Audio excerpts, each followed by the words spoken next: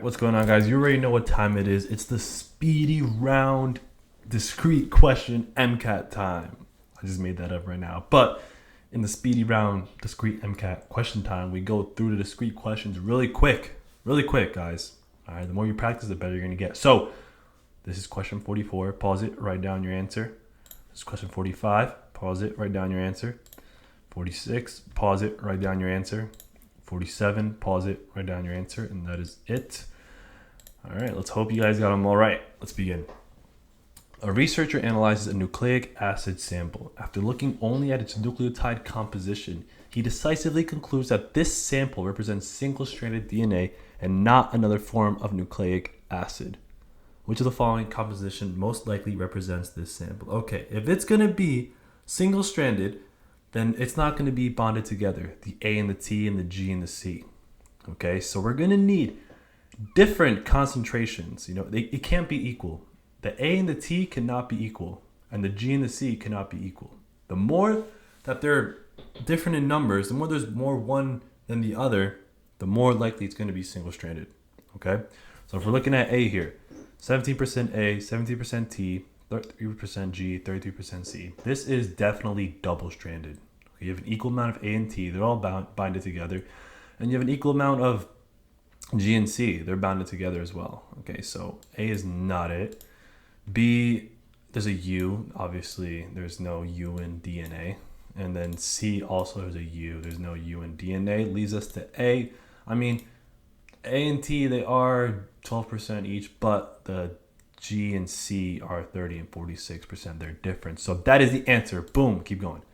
In a population of Amish people, the frequency of the recessive autosomal allele for polydactyl is 1.2%. What percent of the population are heterozygotes for the polydactyl allele? Okay, you're going to have to do the Hardy-Weinberg equation here, all right? They told us that the frequency of the allele, okay, when they tell you the frequency of the allele, that's either P or Q equal to 1. Okay, the frequency of the dominant allele is P. The frequency of the recessive allele is Q. And it has to equal 1. So, they told us the recessive allele is 1.2%. So, we're going to use capital P and lowercase p here. Okay, equals 1. They told us that P, the recessive, is 1.2%. So, in order for this to equal 1, we're going to have to use 0.012. Okay, and the other one, the P, would have to be, if you subtract this from 1.0, you're going to get 0.988. Okay, 0.988 plus 0.012 equals 1.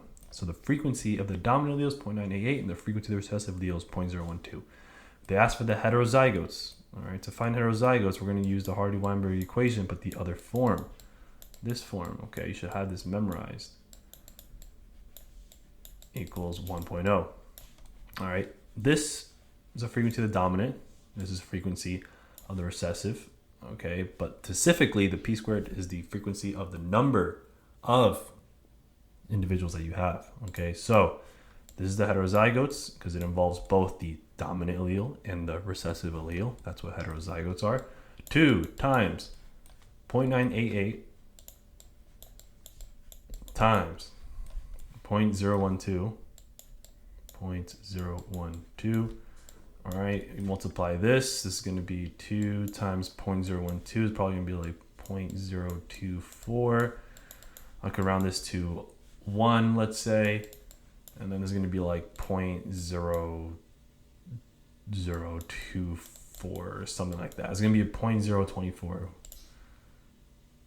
And then we're going to do the percentage. So 1, 2, I don't know, like 2%, 0.2%, 2.37. That's closest to 2.4. I did the math wrong, but we quick here. So obviously it's going to be C that is the closest to my answer. Let's keep going. Those species that are capable of both sexual and asexual reproduction will typically prefer sexual reproduction because it increases the likelihood of each individual offspring surviving. B, increases the likelihood of beneficial mutations. No, these mutations could be beneficial or harmful. All right, when you do sexual reproduction, it doesn't always have to be beneficial. Creates more variation in the next generation. Yes, that's what sexual reproduction does. Okay. Takes less time to complete. No, that depends on the organism. Some takes quicker, some doesn't. All right. Now we left with A and C. Increases the likelihood of each individual offspring surviving. Creates more variation in the next generation. What's a better answer? The better answer is C. This is true. And this is true.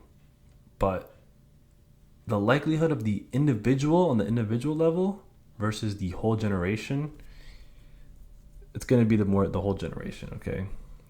Not the individual. All right, this is a better answer than this one. Okay, so 46 is C.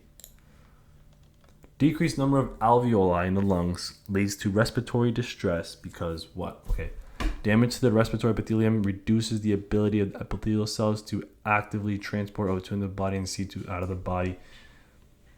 If we reduce that ability, that person that has this is likely going to die. Okay, they're likely going to have way too much CO2 in their body. Okay.